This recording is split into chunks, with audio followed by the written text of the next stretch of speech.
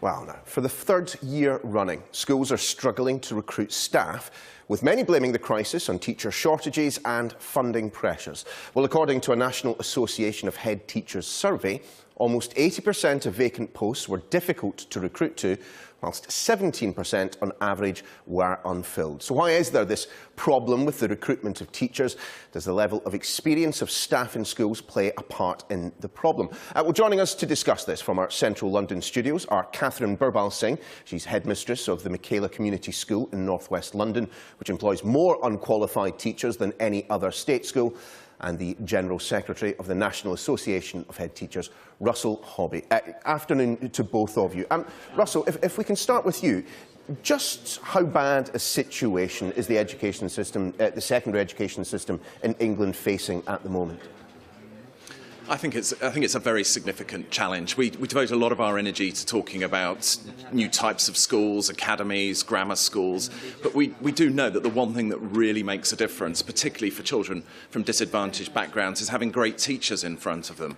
And for the third year running, head teachers are reporting that that's hard, that they're having to fill in gaps with supply staff and indeed stand in themselves for that one. And unless we get this right, we won't be able to raise the standards that we want to raise. And Russell, why are these posts so difficult to fill? Why is teaching perhaps not as attractive as a profession as it was just a few years ago?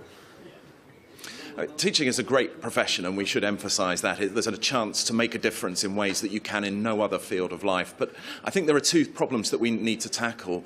One is that starting salaries for teachers have fallen significantly behind those of other professions, and we want to send a message to talented young graduates that this is one of the most important professions in the country. We should pay in line with other opportunities.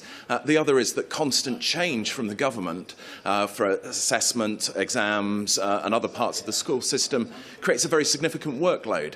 And I think schools perform at their best when they're calm and focused on getting a few things right. And I think we just need to slow down that pace of change a little bit, and I think then we'll keep the teachers that we recruit. Catherine, take us through how you have dealt with this problem, if indeed you've experienced it at the Michaela Community School. As we mentioned in the introduction there, your school uses more, well, unqualified is perhaps the wrong word, but they don't have the professional accreditations that many other teachers would have. Yes, well, I would say that it's about leadership in our schools, and it's for leadership to have a vision for the school that works. So we at Michaela are very keen on strict behaviour. We have our children walking in silence in the corridors, and we teach gratitude, so our children are thanking the teachers for their lessons.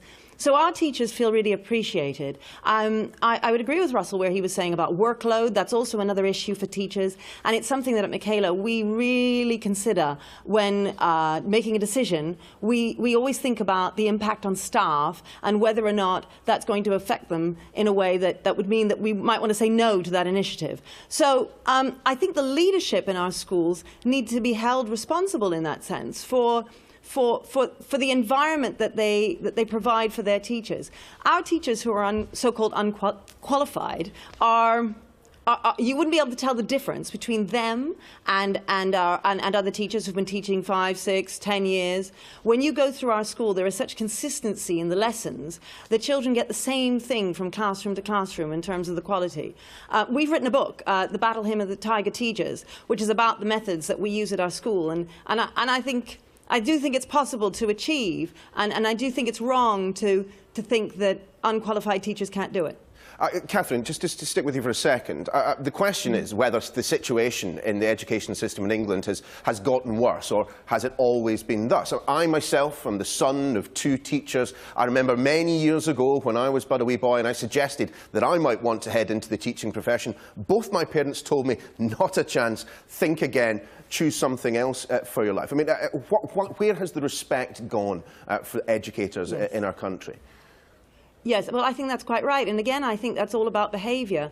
I think that if the leaders in our school make sure that there are systems in their school that that provide an environment where teachers are respected by the children that they teach, society will respect those teachers, and the teachers will want to be there. Teachers tend to leave teaching because they're unhappy with the behaviour of the children or because of the workload. And it's for our leadership in our schools to address those issues, as we are doing at our school, Michaela.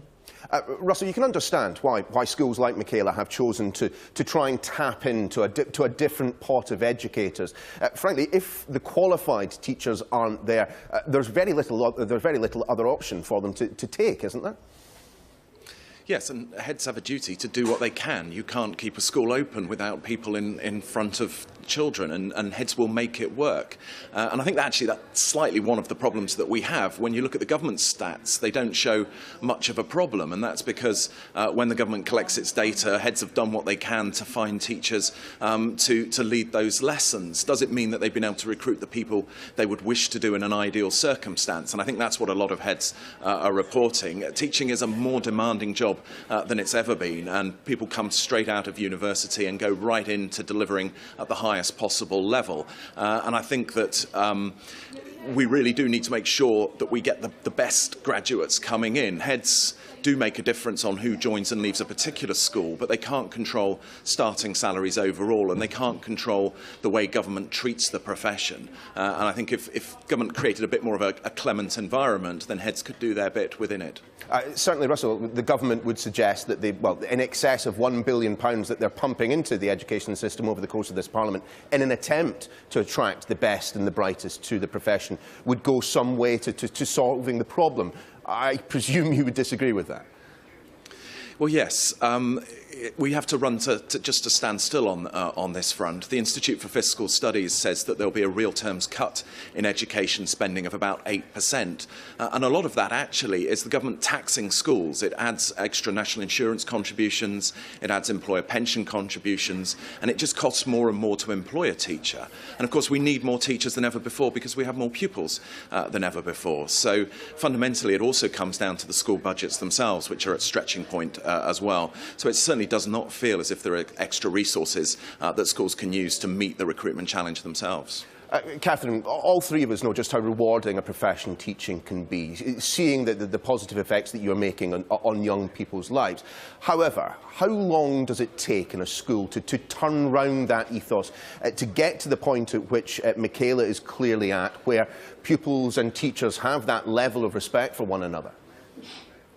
That's an interesting point. I think it takes a couple of years if you're going to a challenging school and want to turn it around. But again, I would stress that it's all about the leadership. We do not choose unqualified teachers because we cannot find qualified ones. We have the best and the brightest at our school, Michaela, and we train them.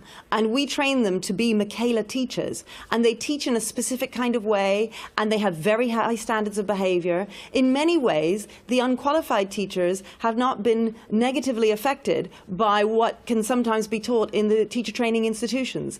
I would argue fiercely against the idea that unqualified teachers are somehow worse. We certainly don't feel that our unqualified teachers are worse than our qualified ones. They have a part to play, and I wish that everyone in education could see that. It is not a disadvantage. It is, however, obviously a great advantage if we're given more money in schools. That would help us out a lot, clearly, because you know, one could buy more textbooks and one could buy more library books and so on. I am yet to meet a teacher that says that more money is not required within the education system. Catherine, Russell, thank you both very much for joining us here on Sky News. Thank you.